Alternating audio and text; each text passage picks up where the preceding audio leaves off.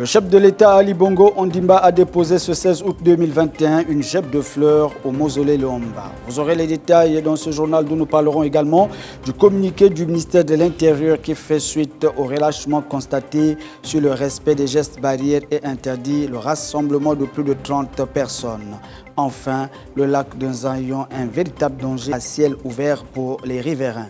Mesdames et messieurs, bonsoir. Bienvenue à cette principale édition d'information, la première de la semaine, dont je me fais le plaisir de vous présenter. En début de ce journal, nous allons rapidement démarrer avec les activités de la presse présidentielle. Des activités qui marquent donc l'accession du Gabon à la souveraineté internationale ce 16 août 2021. Le chef de l'État, son Excellence Ali Bongo Ondimba, a procédé au dépôt du gèbe de fleurs au mausolée Léomba. Le point avec Priska Mougoula de la presse présidentielle. Le 16 août 1960 marque le début de l'histoire de l'indépendance du Gabon avec le discours de Libreville. 61 ans plus tard, le chef de l'État Ali Bongo Ondimba, à la veille du 17 août, commémorant l'accession de notre pays à la souveraineté internationale, rend un hommage particulier à l'un de ses augustes prédécesseurs, le père de l'indépendance, Léomba Minko.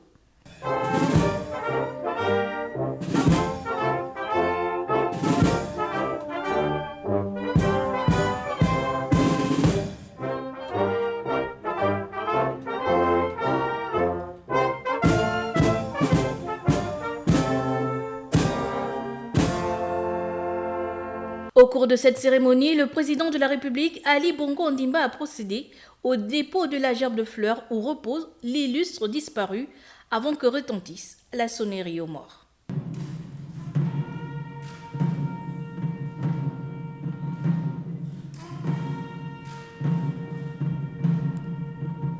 Dans le respect des mesures barrières et dans un esprit patriotique à caractère solennel, le numéro 1 gabonais a profité de cet événement pour échanger avec les membres de la famille de feu président Léomba, les membres du gouvernement conduit par le Premier ministre Rose Christiane Osuka Raponda, ainsi que plusieurs autres personnalités. Les festivités marquant les 61 ans de l'indépendance du Gabon sont également l'occasion de louer et de magnifier les valeurs de patriotisme, d'unité nationale, de cohésion, de vivre ensemble, des éléments essentiels au développement du Gabon, mais également d'unir nos efforts dans la lutte contre l'ennemi commun qu'est la Covid-19.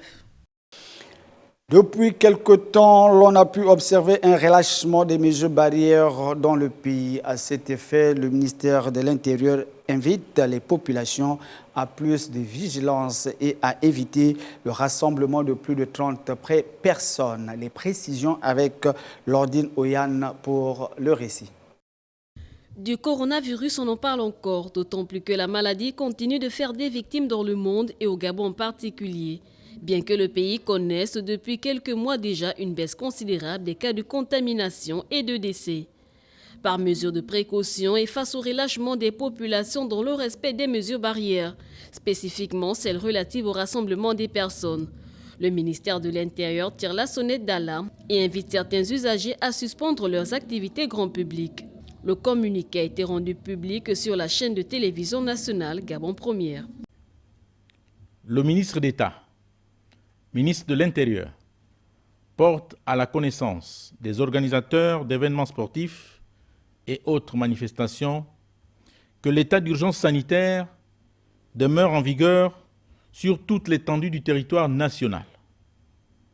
À cet effet, les rassemblements de plus de 30 personnes sont interdits, à l'exception de certaines manifestations officielles, des rencontres impliquant les équipes nationales et des salles de sport dont l'accès est conditionné à la présentation d'un test PCR négatif ou d'une carte de vaccination au Covid-19. Aussi, invite-t-il les organisateurs des tournois de football, de basketball et autres sports collectifs, ainsi que les usagers des plages, à suspendre la tenue de ces activités.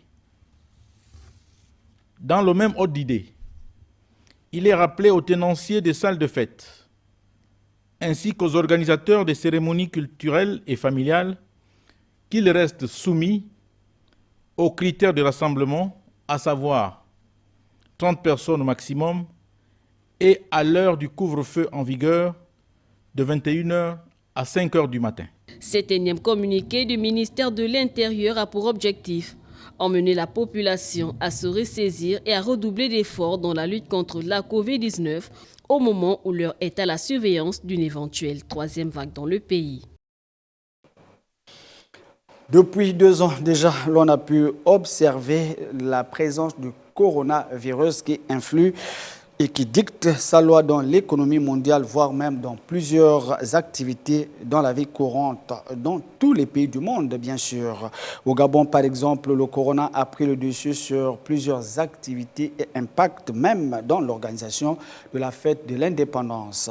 Le constat a été fait par Naomi Semba sur ces images de Ariel Nzao. Pour la 2e fois consécutive, le Gabon ne vibrera pas au rythme son traditionnel défilé militaire. Encore moins d'artifices littéralement institutionnalisés depuis quelques années déjà et autres activités traditionnelles marquant la célébration du 60e anniversaire de l'indépendance du Gabon qui rassemblait des milliers de personnes sur le front de mer à Libreville et à d'autres endroits. En cause, l'épidémie à coronavirus qui impose la sobriété et la modestie des événements. Seul le pavoisement de la ville plonge les Gabonais dans une atmosphère de fête, une situation déplorée par la population. On ne peut pas bien fêter. Quelle aurait la joie de fêter pendant que le monde souffre? Voilà pourquoi le résultat de ce que nous sommes en train de vivre. L'année passée, même pendant le 17 août, il n'y avait rien. Ce n'était pas comme avant d'où nous pouvons nous déplacer tranquillement et célébrer la fête nationale comme cela se doit. Depuis l'année passée, le 17 août s'est célébré au sein même de la présidence de la République, ce qui ne s'est jamais passé auparavant. Là, maintenant, il faut encore célébrer ça de la même manière. La peur au ventre, certains citoyens craignent de perdre les habitudes festives à chaque commémoration et d'adopter celles qu'impose la Covid-19 et ce même au retour à la vie normale. C'est la peur qui habite le cœur des uns des autres.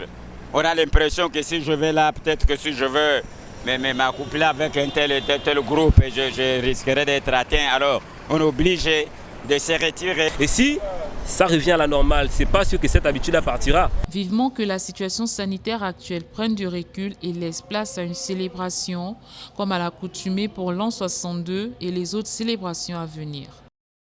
Un lac artificiel dans le 6e arrondissement de la capitale gabonaise Nzayon, un lac de plus de 100 mètres de profondeur selon les témoignages des autochtones et qui présenterait d'énormes dangers pour les riverains. Les précisions avec Lordine Oyana sur ces images de Floris Mapango. Si vous vivez à Libreville, vous avez sans doute entendu parler de ce lac, dit le lac de Nzengayon dans le 6e arrondissement de la commune de Libreville. Admiré par plus d'un, ce lac dont l'existence remonte à des décennies a une histoire qui laisserait penser à ces mythes souvent relatés par certains conteurs d'une vête. C'était une rivière. Cette rivière s'appelle Mumburi.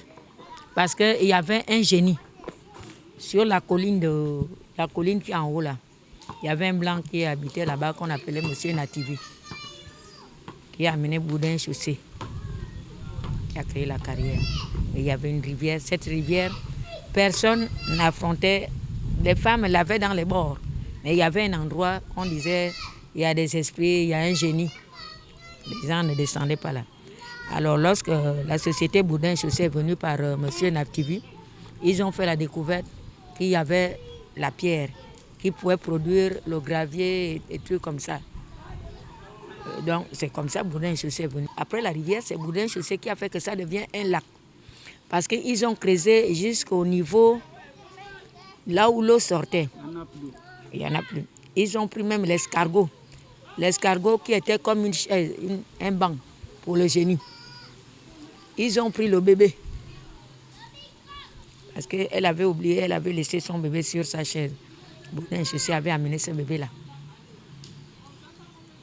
Donc, au fur et à mesure, ils ont continué à prendre. L'eau ne faisait que sortir. C'est profond parce que quand c'était en fonction, quand tu es en haut là en haut, quelqu'un qui est en bas, tu le vois comme un petit oiseau. Avec ses plus de 100 mètres de profondeur, selon ce qu'a affirmé Marie-Françoise, et entouré de part et d'autre par des concessions, ce lac représente un véritable danger. La dernière fois, quand il y a eu les morts là, les sapeurs-pompiers, ils ont enlevé au moins peut-être 10 ou 9 morts ici. Mais le 10e, Le chef de sapeurs-pompiers avait dit, ce que j'ai vu, je ne peux pas, je ne peux plus. Parce que la personne m'a demandé, où vas-tu? Là, c'est chez moi. On m'a détruit mon village, on a tout gaspillé. Là, moi-même, heureusement que je suis sur la colline. Mais quand je viens me laver avec mon enfant, les Blancs là m'ont ramassé l'enfant. C'est pourquoi je fais sortir l'eau abondamment. Un danger, un grand danger même, parce que l'eau monte vraiment jusqu'à la route ici, là, et ça inonde quelques maisons. Oui. Au caractère mystérieux, si l'on s'en tient aux témoignages recueillis sur place auprès des usagers résidant aux alentours de celui-ci depuis son origine. Ce lac continue de susciter la curiosité de plusieurs riverains. Une situation qui devrait conduire les autorités à mener des réflexions visant à sécuriser les différents points d'accès à cet endroit au regard du nombre de victimes enregistrées à ce jour. Poursuivons cette édition d'information et restons toujours dans le 6e arrondissement, précisément au quartier Zanyonla, où on parle d'un problème d'adduction en eau potable. Les riverains ont du mal à s'alimenter en cette denrée de première nécessité et sont obligés de parcourir des kilomètres pour espérer trouver une goutte potable. Les précisions avec Naomi Semba sur ces images de Floris Mapango. Une partie de la population du quartier Nzengayonglak, dans le 6e arrondissement de la commune de Libreville, serait confrontée à une pénurie d'eau potable depuis plusieurs années. Une situation qui oblige les riverains à user de tous les moyens pour se procurer ce précieux liquide capital pour les travaux domestiques et bien d'autres. À l'exemple de parcourir des kilomètres, comme nous en témoignent certains habitants. Oui, on a un problème d'eau.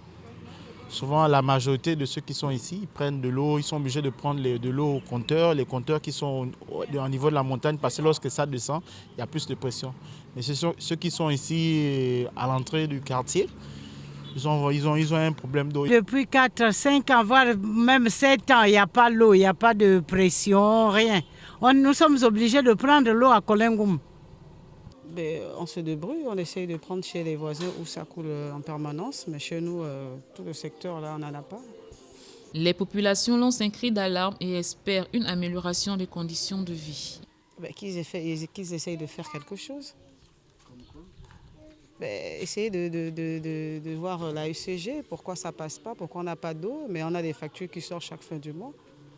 Rappelons que l'accessibilité en eau potable est un des piliers du développement d'un pays et contribue largement à la bonne santé de la population.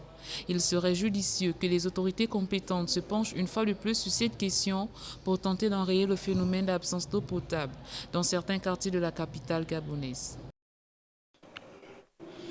Religion, dans cette édition d'information, mesdames et messieurs, pendant une semaine, les hommes de Dieu ont servi tour à tour à l'église le centre d'adoration apostolique et prophétique pour enseigner les étudiants de l'Institut de formation biblique dans le cadre de la conférence des leaders qui portait sur le thème « Quel type de leadership dans la nation pour ces temps eschatologiques ?» Les détails dans ce reportage sur ces images de Floris Mapango.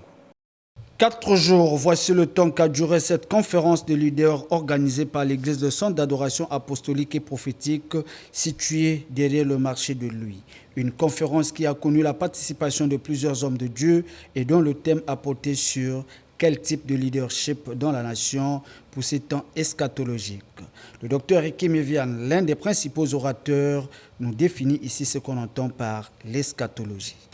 Bon, l'eschatologie est un pan de la théologie systématique qui consiste à prêcher, enseigner sur les événements des derniers temps. Parce que c'est un mot qui signifie eschatos veut dire discours, veut dire dernier, et logos, discours, donc c'est le message qui concerne les signes et l'accomplissement des derniers temps. Au sortir de ce programme, les enseignants se disent satisfaits du transmis à l'endroit des étudiants du centre de formation biblique de la fondatrice prophétesse Élisée Mukwangi. On va retenir juste certains points. La première chose, c'est que les gens doivent retenir que l'Église, ce n'est pas seulement le rassemblement de ces personnes qui cachées derrière les 4 murs, qui élèvent seulement la voix au Père ou chasser les démons. En fait, l'Église est une entité spirituelle qui est appelée à dominer, à diriger, à éduquer, à transformer et à ramener la gloire dans non seulement le royaume des cieux dans les cœurs, mais aussi pour manifester la gloire Le Seigneur nous a parlé d'une manière particulière. Il nous a orientés. Nous avons reçu des orientations prophétiques par rapport à la nation, par rapport à l'Église, par rapport à la pensée de Dieu, à la prophétie de Dieu concernant ce pays. Au sujet de cette conférence des leaders qui vient de se dérouler, ce qu'on peut retenir, c'est que nous avons été réveillés au sujet du modèle dans lequel l'Église doit fonctionner. Parce que lorsqu'on parle de leadership, on fait allusion en fait à un modèle. Et donc, à travers différents enseignements, les différents orateurs nous ont amenés à revenir au véritable modèle de l'Église pour que nous puissions également nous lancer dans le suivi de ce modèle. Voilà donc ce qu'on peut retenir de façon générale. À la fin de cette grande réunion de prière et d'enseignement, la fondatrice et hôte de ce grand programme a tenu à présenter la vision du centre de formation biblique dont elle a la charge. L'Institut de formation biblique, le centre apostolique et prophétique en APG 4, notre vision est de bâtir une église qui soit capable d'impacter les pans spirituels, économiques, sociaux et culturels de la nation. Donc nous préparons l'Église à assumer la vie de la cité. Le centre apostolique et prophétique, pour y entrer, il faut déjà être baptisé d'eau. Voilà, baptisé d'eau, avoir accepté Jésus, notamment être baptisé d'eau. Si vous faites partie du corps du Christ, vous êtes le bienvenu. Que vous soyez pasteur, que vous soyez saint fidèle, vous êtes le bienvenu. Un grand programme qui s'est déroulé en toute quiétude et riche en enseignements, qui verra très certainement se reproduire lors de la deuxième édition prévue en 2022. Vivement que les enseignements reçus servent véritablement aux enseignés. À la fin de ce programme, voici ce qu'a déclaré le docteur Ricky Méviam, eschatologique de son état. Les précisions dans ce reportage sur ces micros de Floris Mapangou. Oui, on a voulu signifier par là que dans la Bible, la prophétie des nations a un caractère cyclique. À la différence de la prophétie des individus, chaque individu est différent, mais les nations ont des parcours cycliques. Il est donc important, en tant qu'eschatologue, de pouvoir identifier les cycles des nations, comme par exemple le Gabon, et pouvoir expliquer au commun des mortels ce que Dieu prépare dans une nation comme le Gabon. Donc c'est ce que nous avons voulu présenter par rapport à ce thème. Et donc à chaque cycle, il y a des leaders, que ce soit sur le plan politique, comme sur le plan ecclésiastique, que Dieu suscite pour répondre à une saison qu'on appelle dans la Bible un moment, une saison particulière. Il n'est pas possible d'avoir les mêmes leaders pendant plusieurs saisons. Chaque séquence a un type de leader. Bon, nous disons souvent que l'État bâtit un pays. C'est-à-dire que l'État a la mission de construire des routes, de bâtir des écoles, des hôpitaux, etc. Mais que l'Église a la mission, même si ce n'est pas reconnu comme ça, l'Église a la mission de bâtir une nation. Parce que la nation, c'est le fait de mettre ensemble des individus qui au départ sont différents de par leur ethnie, leur tribu, leur clan, mais de faire que, au-delà des différences tribales ou ethniques ou claniques, l'Église qui a un message d'amour, de réconciliation, de paix, amène des gens différents au départ à se sentir un en tant que nation, en tant que membre d'un même pays. Donc c'est la mission que l'Église s'assigne et c'est ce que nous voulons établir comme principe, comme programme dans ces derniers temps également. Lentement et sûrement, nous voici presque arrivés à la fin de cette édition d'information. Avant que de se séparer, votre micro-trottoir. Que pensez-vous du mariage forcé avec le cadavre du conjoint lorsque ce dernier ne l'a pas épousé de son vivant? Les réactions des uns et des autres sur ce micro-trottoir de Lordine Oyan. Les images sont de Ariel Nzao. Aussi pour faire comprendre aux hommes qu'on n'utilise pas une femme toute sa vie sans pour autant aller au moins dire aux siens que la femme est là, elle vit avec moi. Le fait d'obliger un homme à épouser un cadavre peut encourager les vivants à se prononcer lorsqu'ils sont en union libre avec des femmes. Si l'enfant a été négligent, et comme elle exige, la famille me l'exige, je vais être obligée. C'est pas normal, certes, mais je serai obligée d'épouser les femmes, d'honorer les femmes, d'honorer les familles. Parce qu'on ne peut pas prendre une enfant d'autrui, la garder à la maison. On peut l'appeler, on ne peut pas prendre une enfant d'autrui, la garder pendant de 18 ans. Elle ne va pas être votre ménagère de nuit, votre ménagère de jour. Hein, c'est ça. Parce que si elle est déjà ménagère de nuit, ménagère de jour, vous voyez ce que ça fait. C'est payant, non? Ok, donc la femme doit être payée. L'homme, quand il prend la fille de quelqu'un, il doit commencer à l'épouser. Et maintenant, si tu ne l'épouses pas et que les parents trouvent qu'après la mort de la fille, tu dois épouser le cadavre, moi je trouve que c'est pas très bien. Je suis tout à fait d'accord. Parce qu'il a utilisé la fille de 15 ans, il ne l'a pas épousée. Si moi je suis sa sœur, tous les jours je dois lui tirer les oreilles, d'aller épouser la pauvre fille. Je peux prendre la responsabilité. Si on a fait les enfants, je prends mes enfants et je les garde. J'ai une autre femme et puis terminé. Moi je pense que c'est contre la loi de Dieu. On ne peut pas épouser un cadavre, on épouse un vivant. Moi je suis contre cette pratique. Ce sont des mauvaises pratiques. Mieux vaut faire la pression à l'homme que lorsque la femme vit encore. Vous allez faire la pression à l'homme lorsque la femme est déjà décédée. C'est contre la loi, c'est contre l'humanité. C'est la fin de cette édition d'information. Comme d'habitude, avant que de se dire au revoir, le rappel des titres. Le chef de l'État, Ali Bongo Ondimba, a déposé ce 16 août 2021 une gemme de fleurs au mausolée Léomba. Vous avez eu les détails dans ce journal dont nous avons également parlé du communiqué du ministère de l'Intérieur qui fait suite au relâchement constaté sur le respect des gestes barrières et qui interdit le rassemblement de plus de 30 personnes. Enfin, nous avons aussi parlé du lac de Nzayon, un véritable danger à ciel ouvert pour les riverains. Mesdames et messieurs, le plaisir a été pour nous de vous avoir servi. Je n'étais pas seul, j'ai bénéficié de la complicité technique et rédactionnelle de toute l'équipe la radio-télévision Hermon qui se joint à moi pour vous souhaiter une bonne fête de l'indépendance pour ce 17 août 2021. On se dit au revoir et à demain 20h30. Ciao, bye bye.